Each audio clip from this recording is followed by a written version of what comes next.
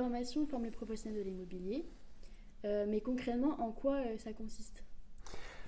Nous formons les professionnels de l'immobilier à différentes étapes de leur carrière. Nous avons la possibilité de former les futurs professionnels dans le cadre de leur reconversion.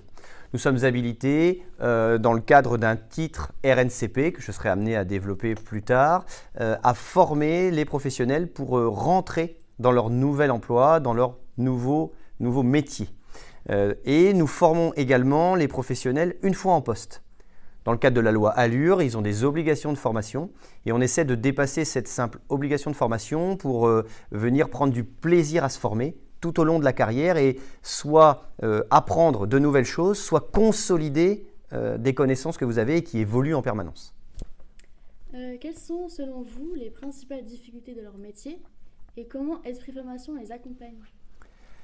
Il y a plusieurs difficultés dans le métier d'agent immobilier, de négociateur immobilier, que vous soyez dans une agence immobilière, que vous soyez mandataire.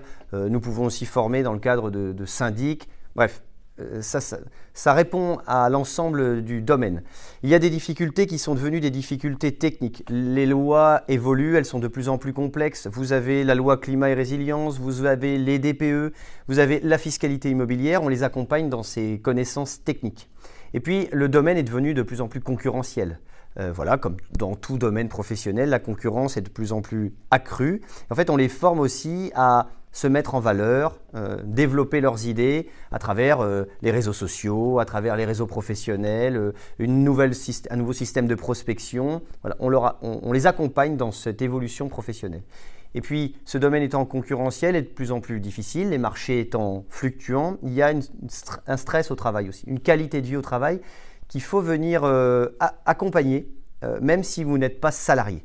Et donc, on forme aussi les professionnels dans le cadre de la gestion du stress, de la psychologie au travail.